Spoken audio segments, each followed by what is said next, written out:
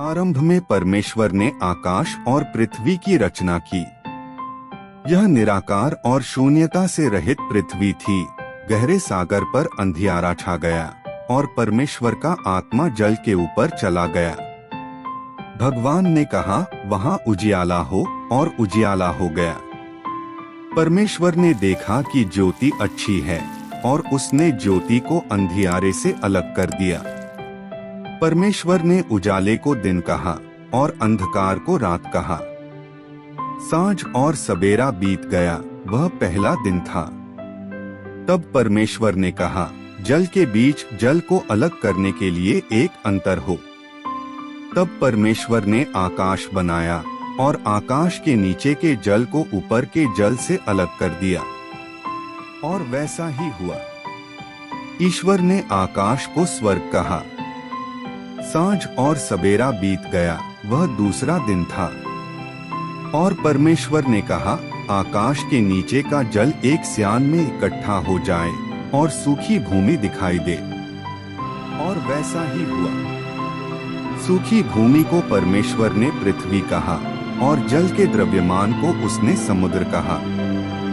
और भगवान ने देखा कि यह अच्छा था।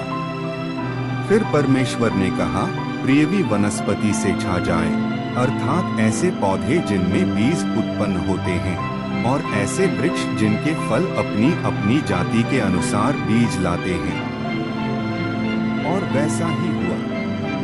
पृथ्वी से वनस्पति उत्पन्न हुई, अर्थात अपनी अपनी जाति के अनुसार बीज वाले पौधे, और ऐसे वृक्ष जिनके फल अपनी अपनी जाति के अनुसार बीज देते हैं। और भगवान ने देखा कि यह अच्छा था। सांझ और सवेरा बीत गया, वह तीसरा दिन था। परमेश्वर ने कहा, दिन को रात से अलग करने के लिए आकाश के अंतर में ज्योतियां हों। वे ऋतुओं, दिनों और वर्षों को चिन्हित करने के चिन्ह हों, और वे ज्योतियों के समान आकाश के अंतर में पृथ्वी पर प्रकाश दें, और ऐसा ही हुआ। भगवान ने दो महान रोशनी बनाई, दिन पर शासन करने के लिए बड़ी और रात पर शासन करने के लिए छोटी। उसने तारे भी बनाए। परमेश्वर ने उन्हें पृथ्वी पर प्रकाश देने के लिए आकाश के अंतर में स्थापित किया। दिन और रात पर शासन करो और प्रकाश को अंधकार से अलग करो। और भगवान ने देखा कि यह अच्छा था।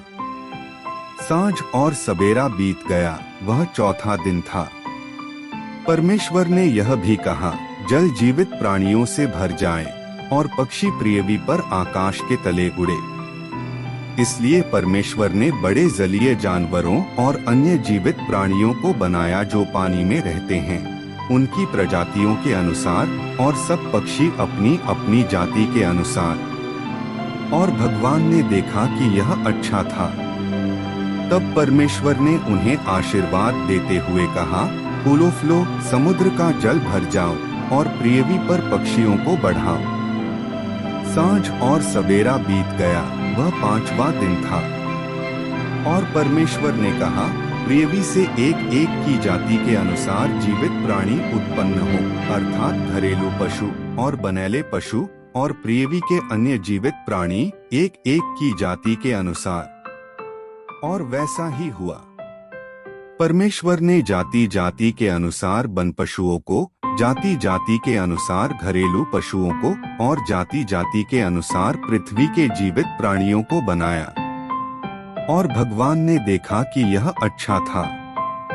तब परमेश्वर ने कहा, हम मनुष्य को अपने स्वरूप के अनुसार अपनी समानता में बनाएं। वे समुद्र की मछलियों और आकाश के पक्षियों और सारी पृथ्वी के बड़े पशुओं और सब छोटे पशुओं पर अधिकार रखें। वे जानवर जो पृथ्वी की सतह पर चलते हैं। फर्श। परमेश्वर ने मनुष्य को अपनी छवि में बनाया। परमेश्वर की छवि में उसने उसे बनाया। नर और नारी करके उसने उन्हें उत्पन्न किया। परमेश्वर ने उन्हें आशीर्वाद दिया और उनसे कहा, फूलो फलो और बढ़ो, पृथ्वी में भर जाओ और उसे अपने वश में कर लो। समुद्र की मछलियों और आकाश के पक्षियों और पृथ्वी पर रेंगने वाले सब जीवित प्राणियों पर अधिकार रखो। परमेश्वर ने कहा, सुन, मैं तुझे सारे पृथ्वी पर उगने वाले और बीज वाले सब पौधे और जितने बीज वाले फल देने वाले पेड़ हैं, उन सब को देता हूँ। वे तुम्हारे लिए भोजन ठहरेंगे। और मैं हर एक पौधे को जिसमें जीवन का श्वास है, भोजन के रूप में देता हूँ। पृथ्वी के सभी बड़े जानवरों, आकाश के सभी पक्षियों और जमीन पर चलने वाले सभी प्राणियों को। और ऐसा ही हुआ। और परमेश्वर ने जो कुछ उसने बनाया था उसे देखा, और वह बहुत अच्छा हुआ। सांझ और सवेरा बीत गया, वह छठा दिन था।